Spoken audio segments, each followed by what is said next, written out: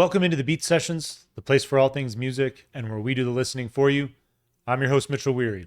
Hope the week has been good to all of you and that you're all enjoying the start of this long holiday weekend. Would encourage all of you to take a moment to reflect on what it is that we are celebrating. I think that is important. Let's go ahead and lead things off for the week of May 26th with Arlo Parks. I'm very excited for her return and this sophomore effort, My Soft Machine. This is the follow-up to her brilliant 2021 debut, Collapsed in Sunbeams. That's a record that still makes its way onto my turntable probably once a week. So much to love about that album. The compositions themselves, the lyrics, the quality of the storytelling that's there, and then the album itself. I love the way she puts together her records. Just an awareness that, I don't know if it's whether artists ignore it or they don't have it, but we talk about this a lot on the channel, that perfect record experience coming right in about somewhere about 42, 43, 44 minutes. Just beautiful flow on her albums. There's this loose quality to them, but they're always so cohesive, exploring a number of different genres that I would argue are really grounded in R&B and electro pop. But she incorporates hip hop, indie rock, alt rock, all sorts of great stuff into her sound.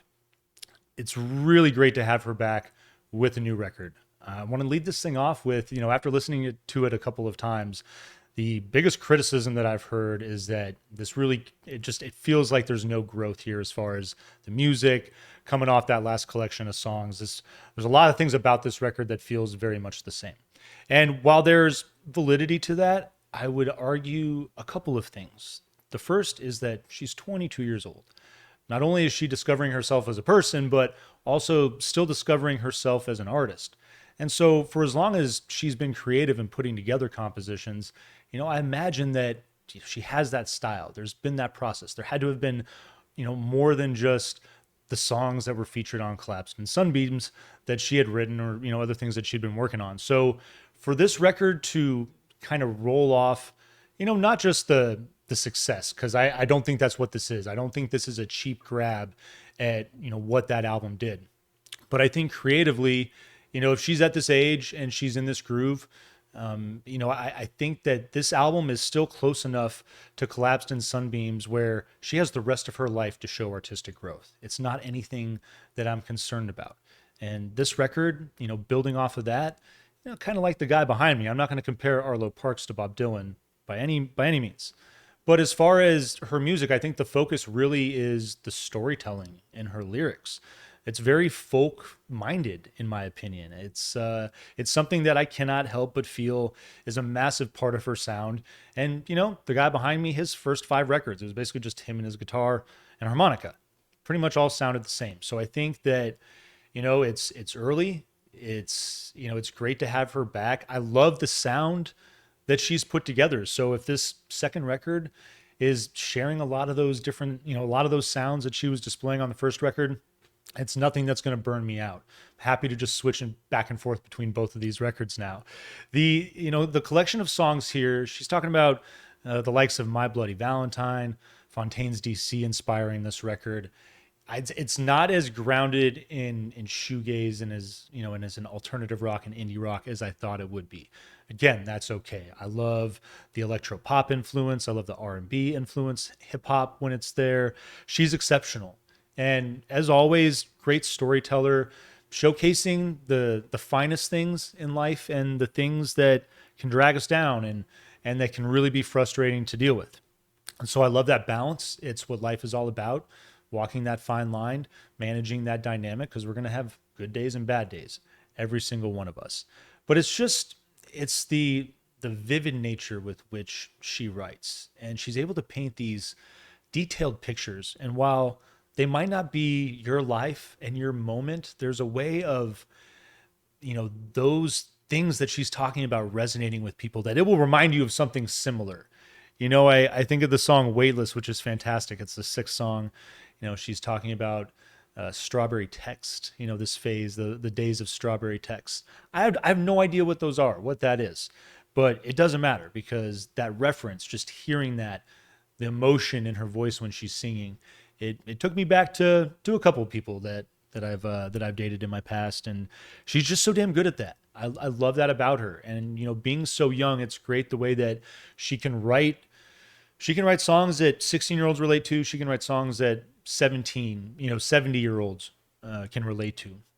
She's just that dynamic in that regard. And so it's another thing that makes me very excited for her music as she continues to grow and learn things, and her perspective changes. It's the thing that just happens again to all of us as we age and grow. So it'll be cool to see the way that that informs her music down the road. Like, her career is just so bright, just so much potential here. I love what she does. I love all the little cultural references. She loves David Lynch. There's I love on Blades, the fourth track. There's this reference to Claire Danes in the aquarium scene of Romeo and Juliet. Very nicely done. It's just all those little nuances that make her so much fun to listen to, that make her such a captivating storyteller. And vocally, when she sings, her voice is just so light and so bright and airy. But then there's all these moments throughout her records and music that she takes on a recitative quality in her vocal. And I feel like her tone becomes more serious and more direct. And those are the moments that I really feel like warrant, being, given more attention, maybe, just because I feel like that she's really delivering messages that are more serious. I think the reflections are, I don't know, there's just something more magnetic about those moments. But I do love the melodies with her voice. I think that she has a stellar singing voice. It's all on display on this thing. Let's get into it. Kicks off with Bruiseless. Very much like Collapse and Sunbeams, you're going to get an intro that lasts about a minute long. This thing, simple piano with some synth wash. You get a gentle break beat, and then recitative vocal on this thing, kind of like telling a story to open up the big narrative of the record, so to speak. And I think that's pretty cool, the way that she leads it off. Seems to be her thing for a record. Impurities, your second song, it's basically your opener. Great track. It's like this light electro pop, hip hop influence, great combination of the two. And there's this great Eastern influence. It's almost kind of like this Japanese aesthetic that's driving the electronics of this song. Gentle bounce in the bass, very airy vocal. This song is so catchy and so good, and it's a great way to kick this thing off. Devotion is your third track, probably my favorite. And my hope is that down the road there's an album where there's just all Arlo like this. So electric guitar and vocal to open, got the drums that enter, this rolling bass. And I really like the way that for a bit of this song in the middle, the bass takes over. It's just like groovy electric element. And then electric guitar takes over on the back end of this thing, and it's just got this amazing 90s alternative rock feel to it. She talks about listening to Prince that day with some of her collaborators on this record. Another cool thing about this record, bringing in some more outside help to work on this thing. But they were all in their car listening to Prince, and they were just like, damn it, like, we're a rock and roll band today. And it's reflecting in that song. I think it is so cool. Probably my favorite track. Blades is your fourth song. 80s pop, new wave, got this pulsating light synth and thick rhythm elements that I really dig the contrast there. Got this light disco and funk that hits with the guitar when they worked in. Chorus fills out with these bright melodies, recitative vocal in the second verse. And again, I think that those moments always worth paying a little more attention to. They just always grab me anyway. Purple Phase, excuse me, great funky soft rock vibe. I like the thick bass on this song and the way that bass duels with this shoegazy guitar. And while I like the instrumentation, I will say that one of my favorite things about Arlo is her melodies that back up the hooks. And I'm not that impressed with the hook and the melody. It's like it didn't grab me quite as much on Purple Phase as it did on the rest of this song. Just a little bit of constructive criticism there, but not a bad track. I mentioned Weightless, your sixth song, before. Great song. Got this soft synth open, vocal ushers in a contemporary R&B feel, playful synth that pulsates, and all the different synths that work in are great. I really like the melody and the hook. Coming off of Purple Phase, this is a great song, building back the strength of the record. Pegasus featuring Phoebe Bridgers is your seventh song. Vocal intro with this dreamy guitar, minimal washes that are in the background as well. Beat hits about a minute in. The presence of Phoebe Bridgers on this song is kind of disappointing. It's like the harmonies are great, and I like the way that there's the way that she backs up Arlo's voice. But I think that there's moments where it would have been great to have Phoebe be the highlight. Maybe Arlo does the reverse, backs up there. That I feel like this collaboration had so much potential. And it doesn't feel like it's fulfills as much as it could have. That's just my opinion on the song. Again, not a bad track, but I wish more had been done with the vocal dynamic there. Dog Rose is your 8th song. Hits with some light acoustic and alternative shoegazy guitar. I really like the way that this thing opens up. It's got this 90s alternative rock feel to it. And I love the synth that works in. Takes on more of a shoegazy feel in the verses though. But that contrast, that back and forth, makes it another really great track. Puppy is your 9th song. Chill R&B vibe on this song. A little bit of vibraphone is what it sounds like in there. Bright vocals on this thing. Nice balance of indie and pop on this thing. Leading into I'm Sorry. This is a pretty exceptional track. One of the darker moments, talking about exploring the highs and lows. And this is a moment where, just kind of exploring the idea of self-doubt and just being too hard on oneself. And it's something that we all do. And I think that this is a great song that just captures that struggle that we all face. Beautiful bass. Oh, that bass on this song.